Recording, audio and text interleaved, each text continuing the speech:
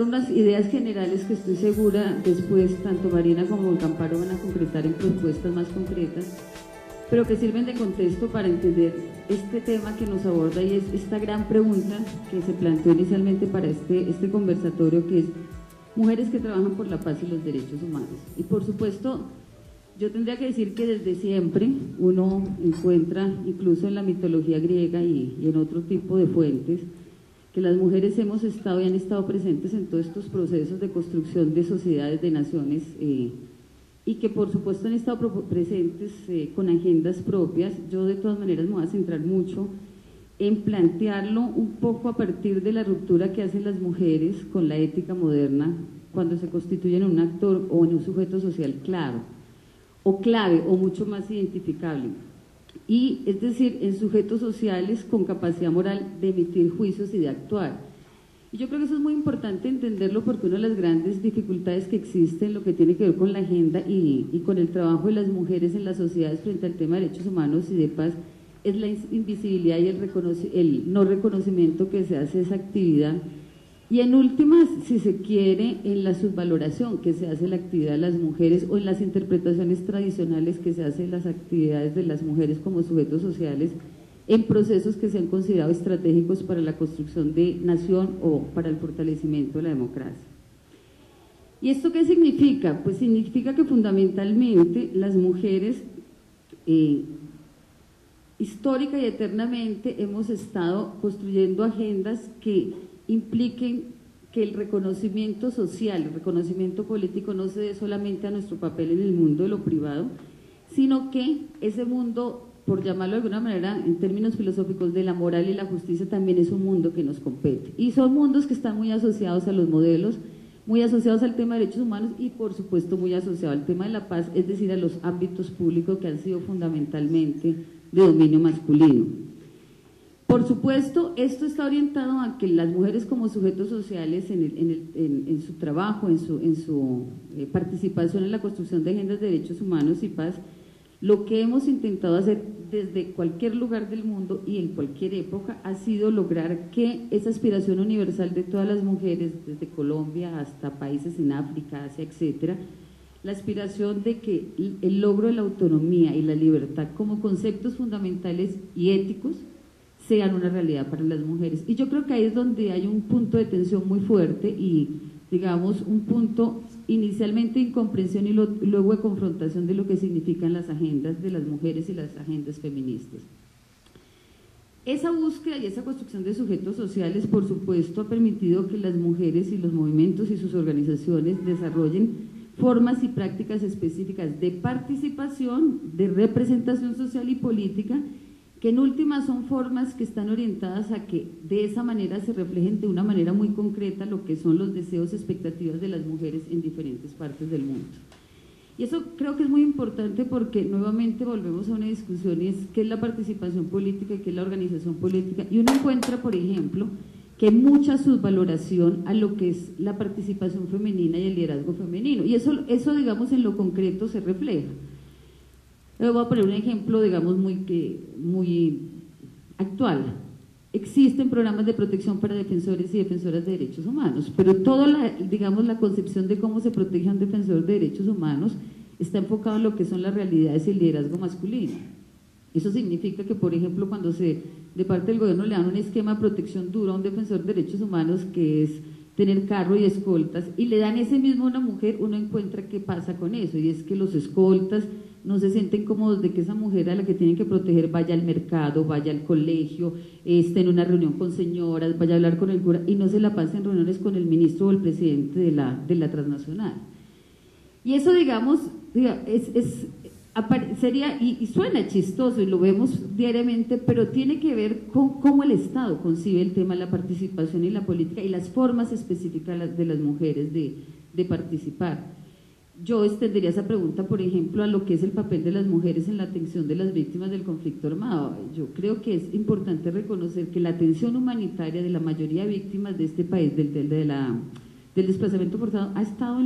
digamos, ha sido responsabilidad de las mujeres que espontáneamente lo han hecho. Y eso no se reconoce porque entonces para la atención humanitaria existen las entidades internacionales, neutrales, etcétera, que atienden por ahí el 0.algo% de las víctimas.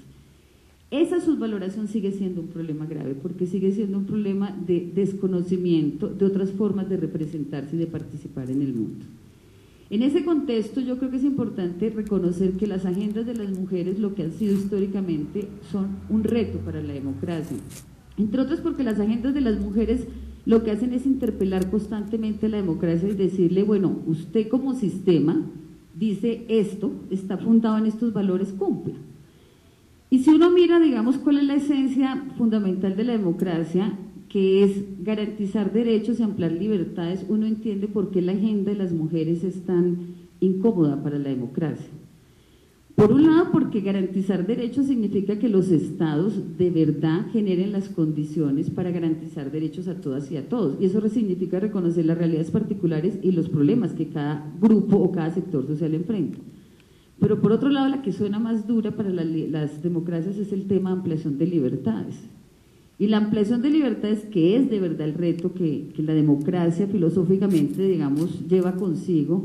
esa ampliación de libertades, quienes la han peleado y la han jalonado y la han puesto explícitamente en la agenda política y social, son las mujeres.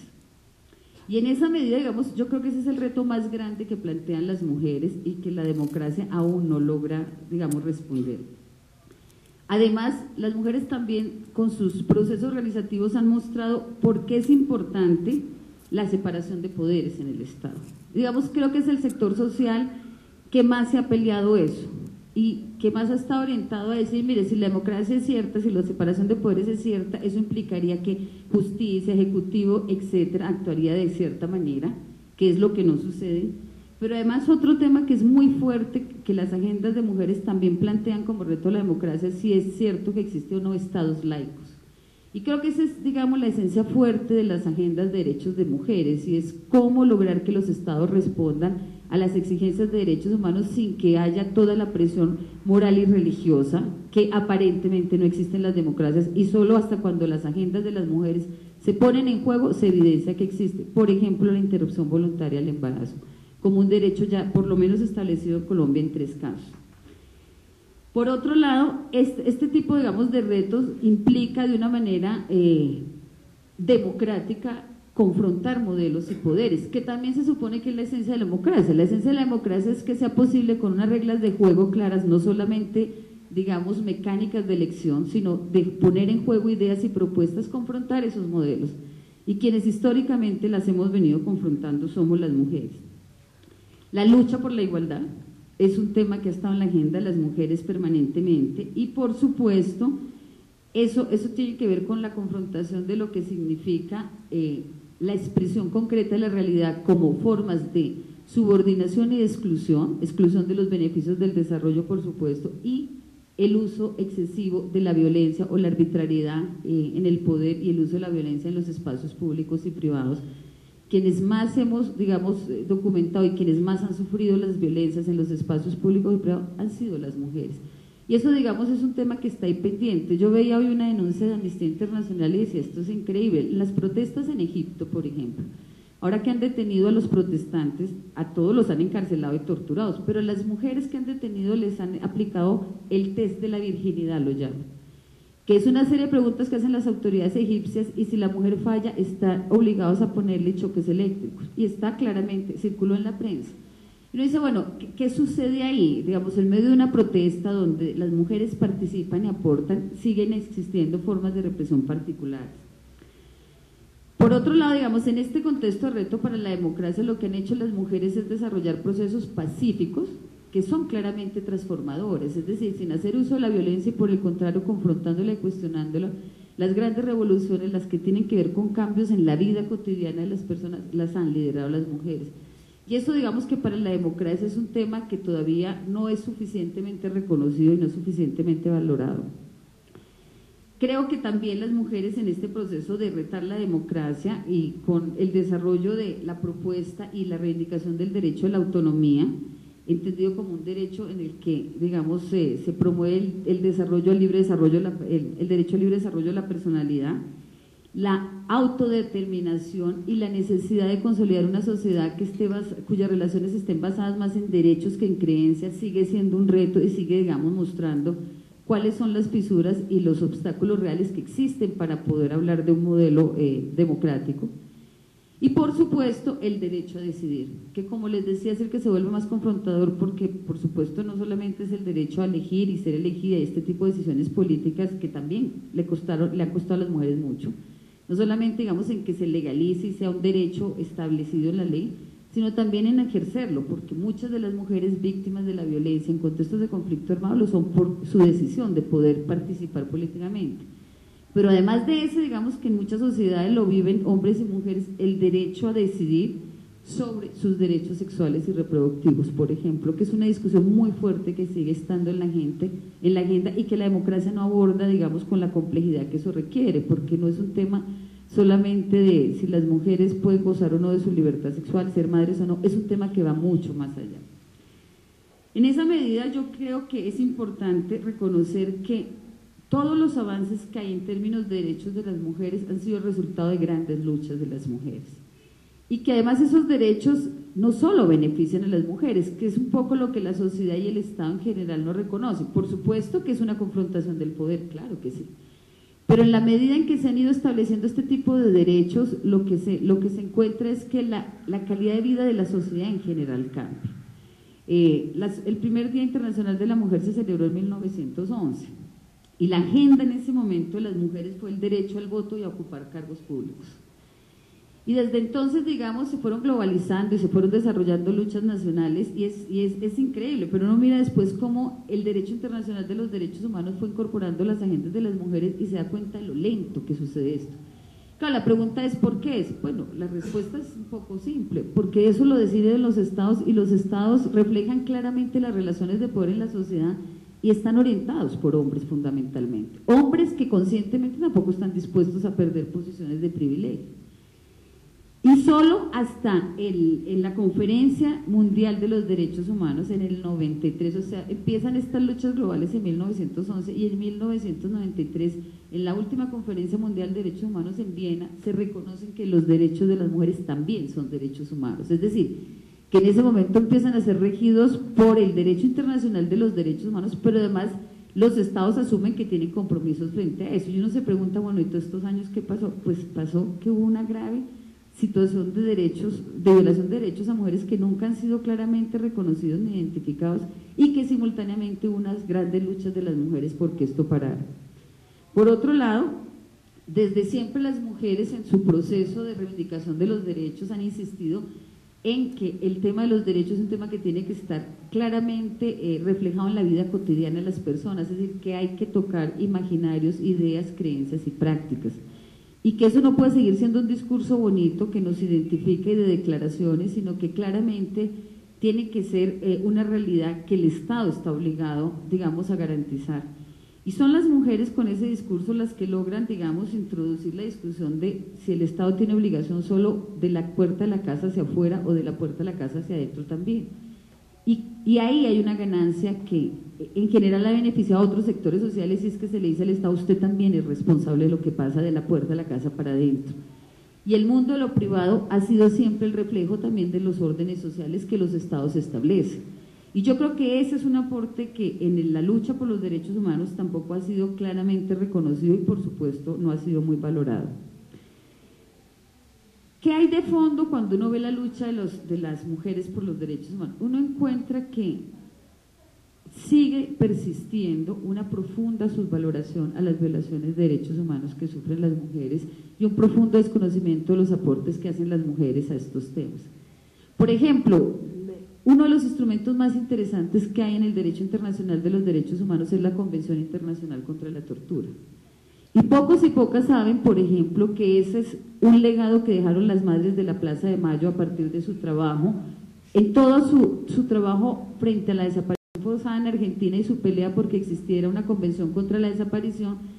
convención que los estados se negaban a que existiera porque por supuesto sabía que ellos eran los más responsables, así que en negociación le dieron la Convención contra la Tortura. Y es un instrumento muy importante porque ese es un instrumento que cualquier estado,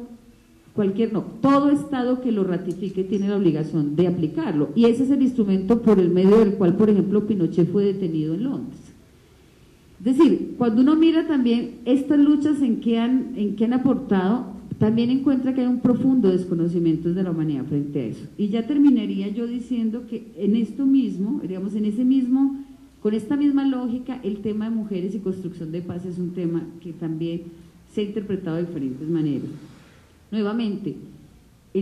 a los 2 años de haber iniciado la celebración del Día Internacional de la Mujer, en 1913, el Día Internacional de la Mujer se concentró, su agenda fue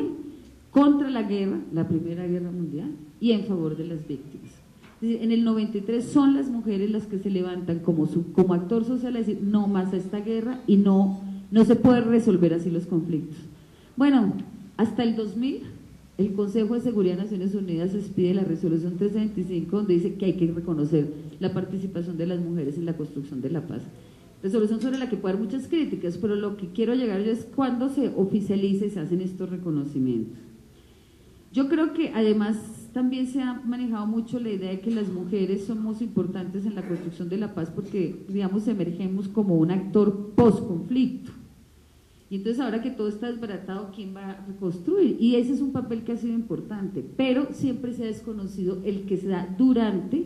y en situaciones de transición. Y yo creo que ese es uno de los que a mí más me interesa, digamos, resaltar. Uno, yo creo que las mujeres finalmente hemos logrado demostrar que las prácticas de la guerra son prácticas que existen en las sociedades en tiempos de paz, sobre todo las más crueles, el abuso sexual, la esclavitud, etcétera, todas esas prácticas que horrorizan por las dimensiones que tienen cuando son parte de un genocidio, etcétera, pues son prácticas que han existido en la sociedad y digamos, poner eso en evidencia cuestiona mucho la estructura social. La guerra se inventa muy poco. Es decir, las mujeres, yo creo que hemos empezado a decir que hay que cambiar esa idea de que todo es válido en la guerra, en el amor. No, no todo es válido en la guerra, en el amor, y por eso lo que pasa en la guerra es un reflejo muy fuerte de lo que pasa en el amor, y a eso nos acostumbramos. Creo que además han sido muy importantes porque las mujeres han sido las que han logrado pasar de su papel de víctimas a construcción de ciudadanas. Y hay experiencias muy fuertes, la más fuerte y la más reconocida por supuesto son las madres de la Plaza de Mayo, pero uno encuentra en Ruanda, con muchas dificultades, después del genocidio, cómo las mujeres de su posición de víctimas pasaron a una posición de ciudadanas, y en la antigua Yugoslavia, por poner algunos ejemplos. Pero ¿en qué perspectiva como ciudadanas? Que eso es lo que me parece más importante. En una perspectiva que nuevamente no es cómoda para los procesos de transición y no es cómoda para los procesos post-conflicto, y es que es una perspectiva donde siempre las mujeres le han dicho a la sociedad, a los actores armados y al Estado, la paz no se construye a cualquier precio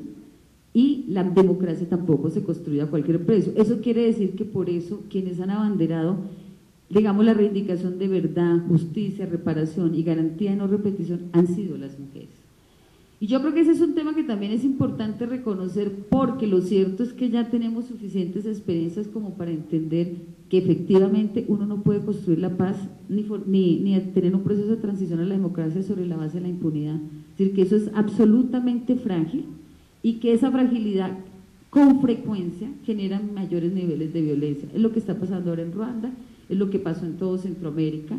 y el ejemplo contrario, que es muy ilustrativo, fue Argentina. Cuando esos procesos de verdad, justicia, reparación y garantía de no repetición de verdad